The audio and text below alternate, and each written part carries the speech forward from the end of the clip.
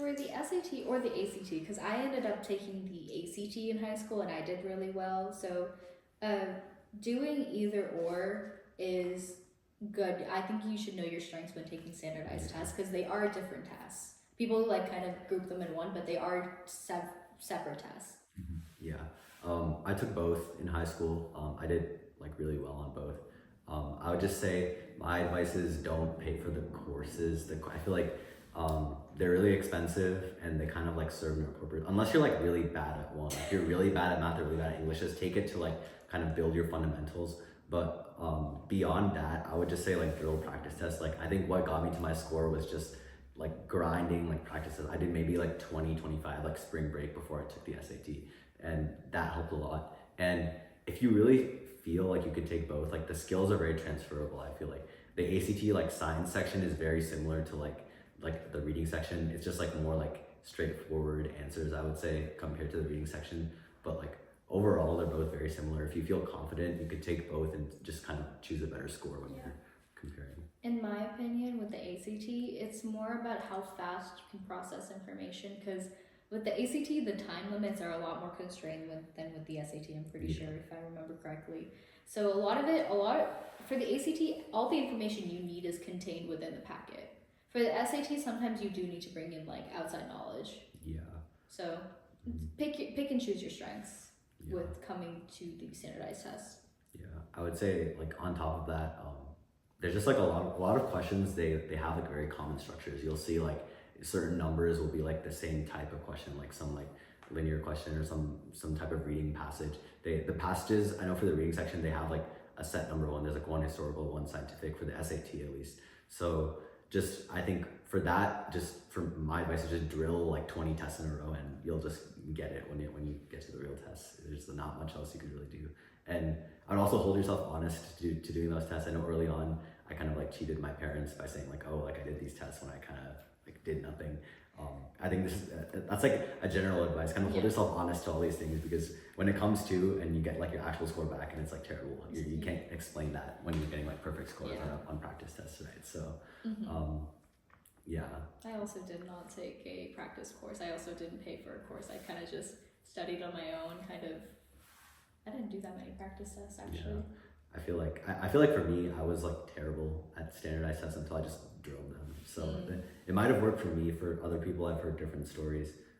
There's definitely some courses that may help, but I feel like at the point some of these courses are reaching like at least like $1,000, $1,500. It's not really worth it for like a 1550 to a 1560. It's not like that big of a jump. So just weigh your options and do whatever you feel is best for you. Also, if you're aiming for a particular score, or if you're aiming for a particular school, let me start with that. Look at what the threshold is, or like where the median was for the SAT scores and the ACT scores, whichever test you're taking. And if it's within like a reasonable range of where your score is, think about buying a course. Like if you need to make like a huge jump to get to your dream school, then maybe buy a course. Yeah. But other than that, I would say, well, I know at least when we applied, test optional was a thing, but I know they're like repealing that now. I think it's kind of just dependent on, as Aditi said, like the school that you're applying to. Like I would say look at the best school. Like if you're like going to Harvard, look at their like baseline threshold for admitted students and be like, okay, hey, I want this score, and then just shoot for that. And I think that's the best strategy you can do. We talked a lot about the SAT, but the PSAT is also, I would say it's very important, at least for preparing yourself, first of all, for the SAT, and also the scholarships that come with it. If you score high enough, you get this thing called the National Merit Scholar Award. Yeah.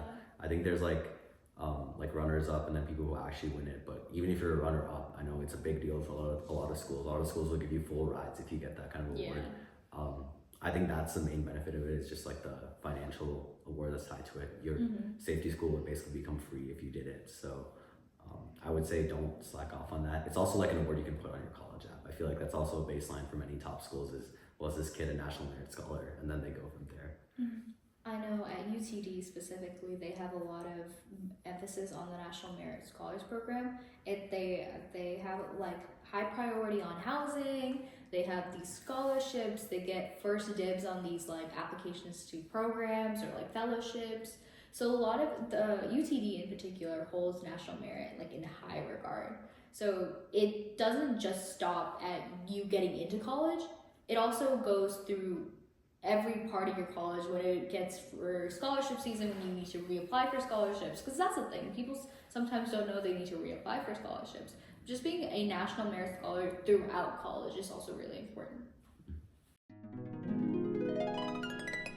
The college essays or any form of just college application essays that you do, either the supplemental one or the common app ones, start early. Yes, that's a big thing. Start early and revise and edit it until everyone in your life has seen it.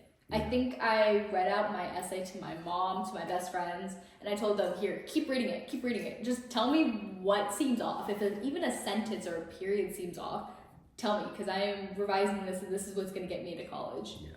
Also, when starting, don't look for perfection. I think that's what, at least for me, that was like a really big point, is I didn't start my like major big essay until like maybe like the second month of school, because I was just like so like paralyzed on what to actually write about, and it being perfect that it ended up just being really bad in the end. So I would just say start early, just write out like every single small like annoying, it has to be like, it has to be, even if it's like the worst idea, if you're writing about like, oh, like I eat like butter on toast every morning, and you somehow tie that to something, it can be anything stupid, anything menial, but just write every idea you have, because that'll kind of break the block in your mind that you may have about this like having this perfect essay. And I would also, for every essay, get out of that mentality of I need to write the perfect essay. Just write whatever comes to your mind, and then you'll find something in there, some nugget, and then you can build off of that, and you'll just like run to the hills with your ideas. And it also doesn't have to be a big, profound idea. I have a friend who wrote a personal statement for an application he did. He wrote it on dumplings, and he tied that into his heritage, and that's what got him into this like prestigious program at school. So it doesn't have to be this profound or even trauma dumping, because I hear people, that's the main like advice people have, just trauma dump and people will let you in.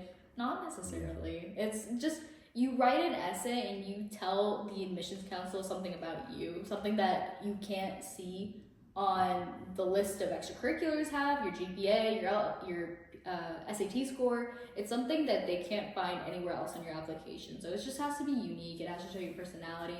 And that's another big thing with supplementals. Show your personality. I think a lot of people get caught up on the form, like using formal language and trying to make it seem as perfect as possible. A lot of times supplementals are there to show your personality to the admissions council or whatever. Yeah, I would say another trap that I kind of got into was like looking at essays online and kind of modeling off of those. I think that was a really bad thing to do.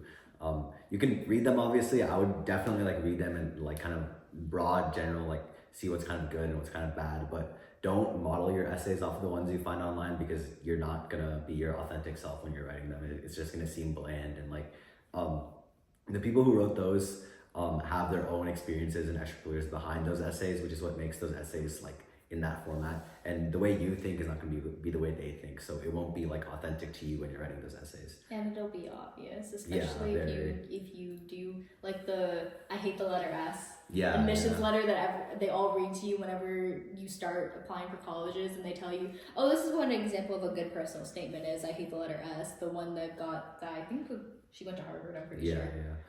There's like another one that I see like so often is like there's a girl who wrote about like going to Costco or something as a child, and like that essay is the one I see as like the creative essay that everyone like kind of copies and uses as a model. You can read them, they're really good essays, but it's just don't like kind of keep them on like a second monitor when writing your essay. Just read them once and like internalize what you thought was good about it, and then write your own essay, I feel like. For me, I just got a lot of like honor scholarships. I got the Dean Scholarship for my 4 years at IU. I know I've applied to like a lot of smaller scholarships. That they have like small like family scholarships for like Asian, Indian students, scholarships for like certain thresholds you need to meet. So like I'm in a startup center at IU, and the startup center offers it if you're like working on a startup and you're like you've launched your product already. They have like very specific requirements. So every school will have like a school specific scholarship page. I'll just go into that page and kind of look at all the requirements, look at whatever one you meet, even if you like barely meet it, just apply, because most people aren't applying to those. So most of the times you'll get it, and like these small like 1,000, 2,000 amounts like add up very quickly, especially for like schools in state, even out of state. For me, a good chunk of my tuition has just been covered by doing these like small scholarship applications. So I think I mentioned this before, but I am on a full scholarship from UTD. I have a small portion that I get from UTD itself, but I also get a bunch of state grants, a state education assistance fund that I get for being a permanent resident, I'm pretty sure, because Texas is actually one of 18 states that offer a financial aid to immigrants and either undocumented or documented. So a lot of my tuition is being covered by the state itself. So I got lucky in that regard. Yeah, I would say in terms of like non-merit scholarships, I know a lot of my friends are just like on like federal loans. Federal loans are like huge. They're huge because the interest rate is very low on those. They also offer like grants, like I know like the Pell Grant for like if you need like a laptop or an iPad or something. There's a lot of like assistance even if you don't have like someone backing you or supporting you, or if you don't have like school funded like merit scholarships as well. Yeah, there's a lot of that. There's a lot of scholarship. There's a lot of money, a lot of endowments, especially because both of our schools are big on research. So when your schools are big on research, they get a lot of endowments from the federal government, and a lot of that money can go to scholarships. So there's no matter what school you go to, there's bound to be just money laying around for scholarships. So find those opportunities, find those applications, just apply to as much as you and as many as you can see.